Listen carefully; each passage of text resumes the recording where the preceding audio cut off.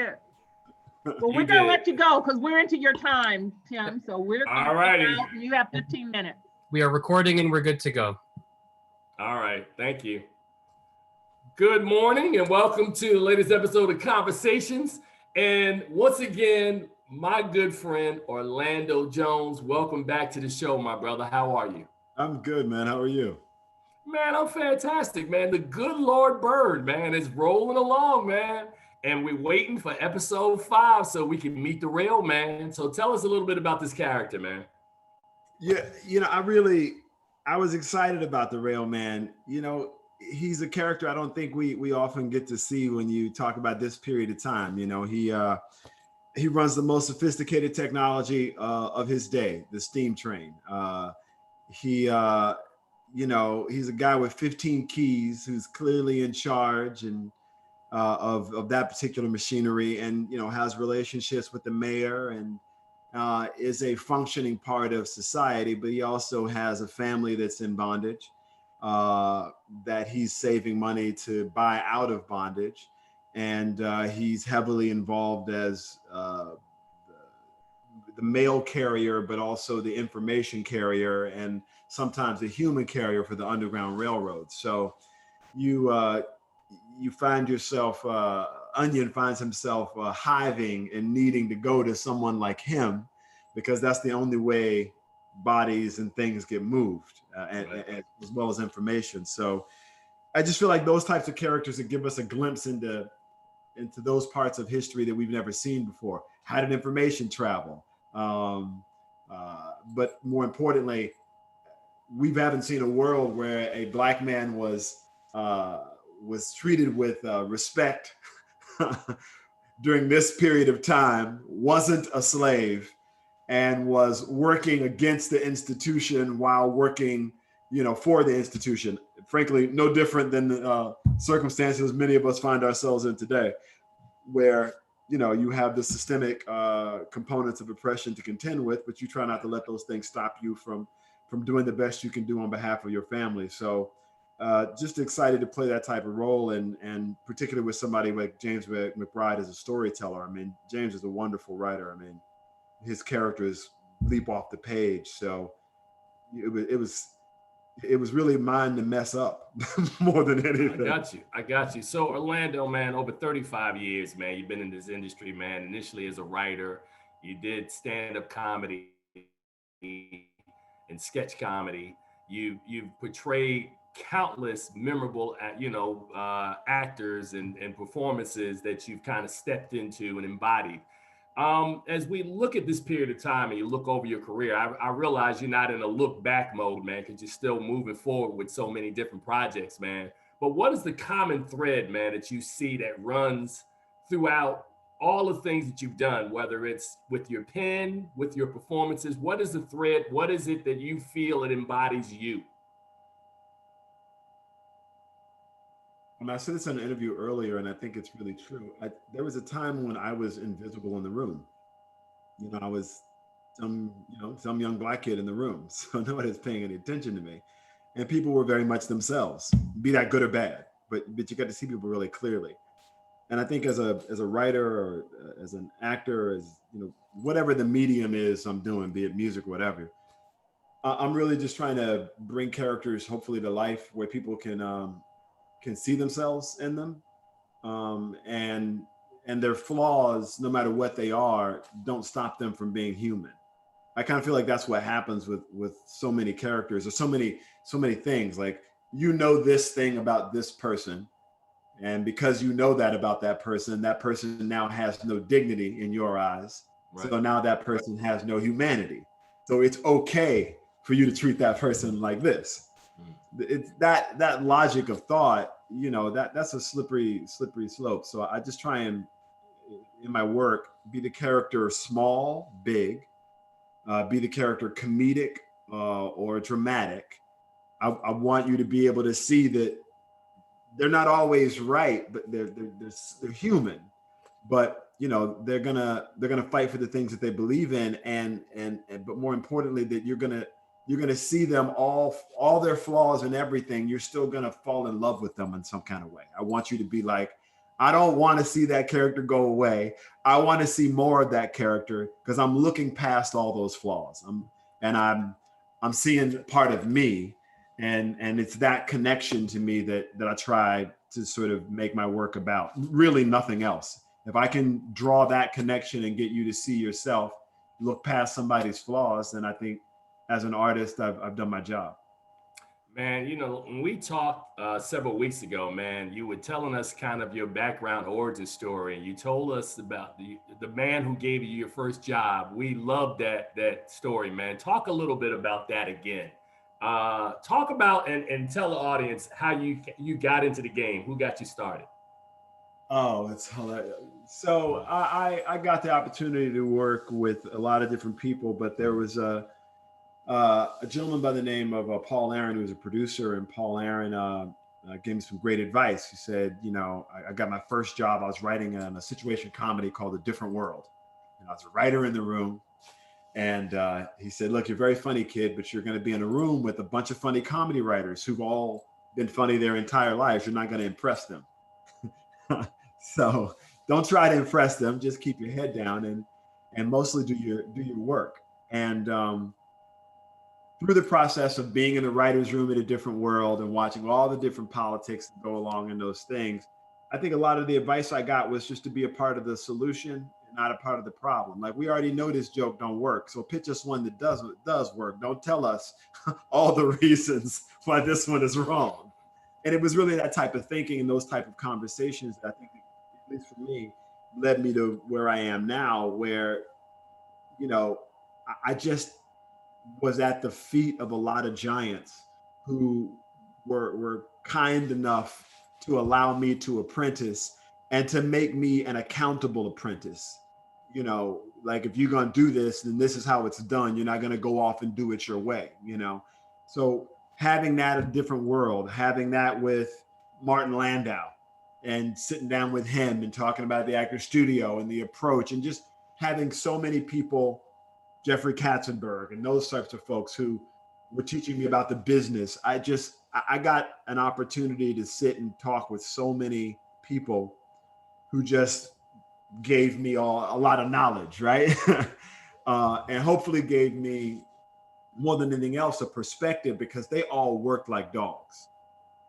Like, they were focused on it, but they didn't see it as work. They loved what they loved their job. They loved what they were doing. So, you know, to sort of bring it full circle back to what we're talking about here, for me, that's what's lost now. And the chase to be famous, and the chase to be relevant, and the chase to be acknowledged, there's little talk anymore about why you're telling this story, why this story is important to you, why this story resonates, and how this story builds a bridge, rather than just tells me this myopic story that doesn't take any of the other characters seriously except for these two main characters. So everybody else is just window dressing to somebody else's story. And I think we find more and more that the more people do that, the more they short circuit the relevance of their own piece. And I think that's what James McBride doesn't do with Good Lord Bird. Right.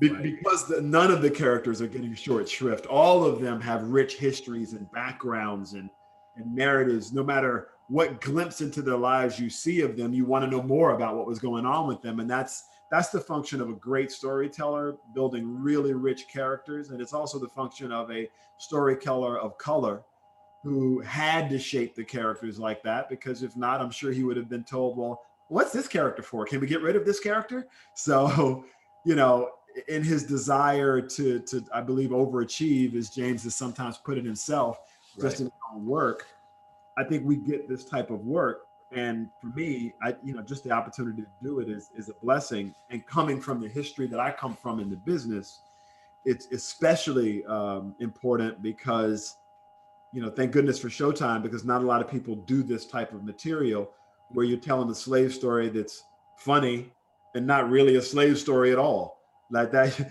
people are okay telling a slave story, but telling one like this that's like completely out of the box, that's a rare thing. So I'm kudos to them for that. But James McBride's work is incredible, man. It absolutely is. Miracle at St. Anna with Spike Lee about a decade ago. But I got a good question for you here, because this is something that's been on my mind recently, Orlando, and I wanted to get your thought on it. So much of our history as a people is rooted in this narrative of us coming up from bondage through the Middle Passage, through slavery, Reconstruction, Jim Crow, all the way to now.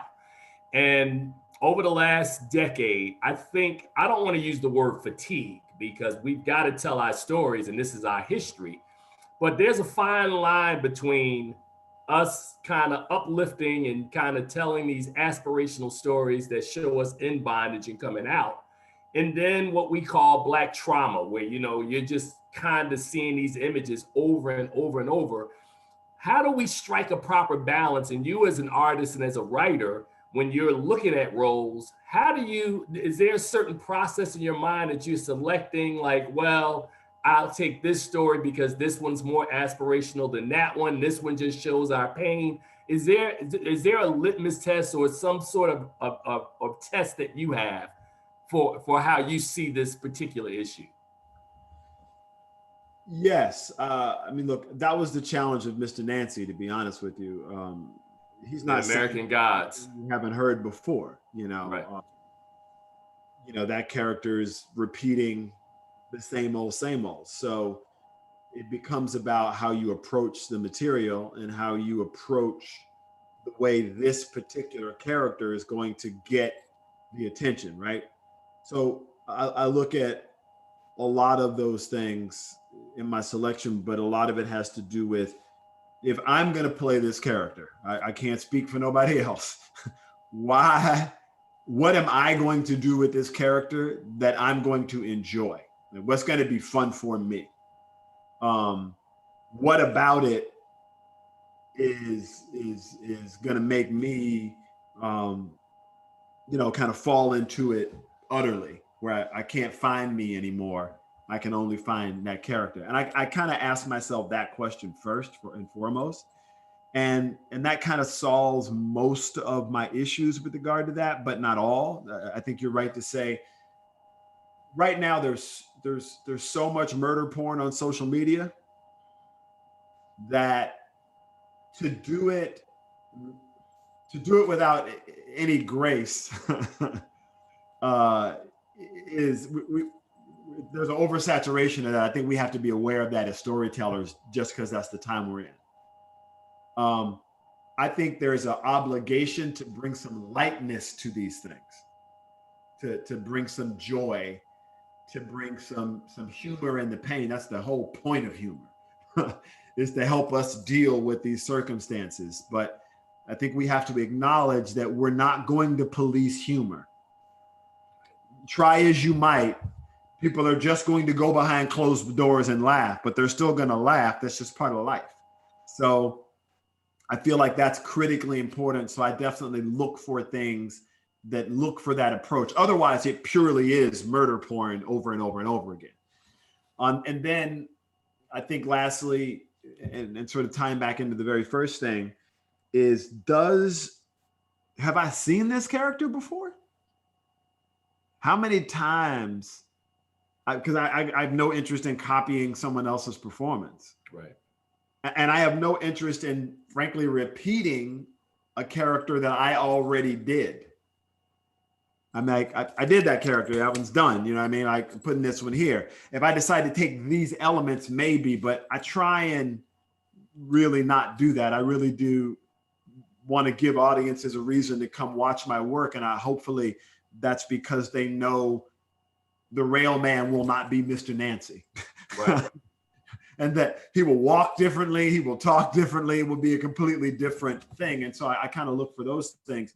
But I feel like I put those things together each time and look at what's going out into the marketplace. Because the misnomer is that me or any actor is sitting back, maybe I'll take this.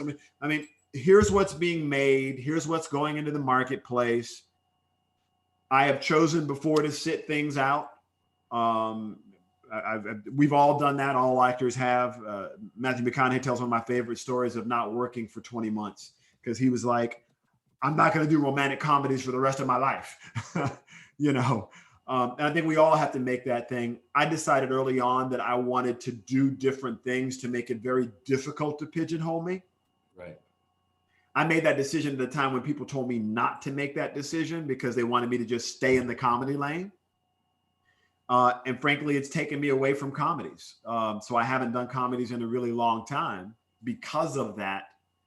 But I've still been able to go do some comedic characters that I really like. And so, you know, I think of Nancy as being comedic and also dramatic. However, the Railman, I think purely is dramatic simply because of the stakes of what's happening in his life at the time at which we meet him, right?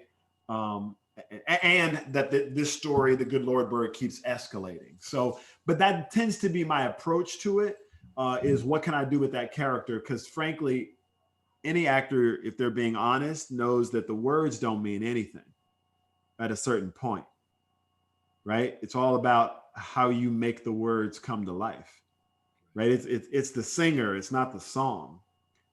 A beautiful, beautiful written song in the hands of somebody who is tone deaf is miserable. you can't, because they can't carry a tune. But you know, my neck, my back works just fine if you can carry a rhythm. So Right.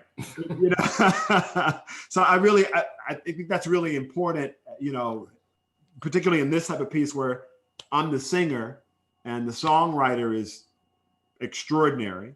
And now it's about the language of how this person writes. And this has a music to it. And so can I get myself into James McBride's language? Can I get into the way that he writes and renders characters? And that was really the challenge here. And I thought, man, this stuff is really beautifully written. And I'm, you know, I think I can do that. And with the cast of people that got put together, I'm glad I did. But that's the overall approach. If that answers your question, I hope so. It does indeed. The Good Lord Bird, Sunday nights, Showtime, 9 p.m. Orlando Jones. Brother, we got to have you back again for a longer extended conversation that we can record this time. Brother, I love you. You take care. It is always a pleasure to sit down with you, whether via Zoom or in person. You my guy. You are too kind, man. It's always great to see you, man. Stay safe out there, fam. Hey, you do the same, bro. Take care, All right. man. Later. Later.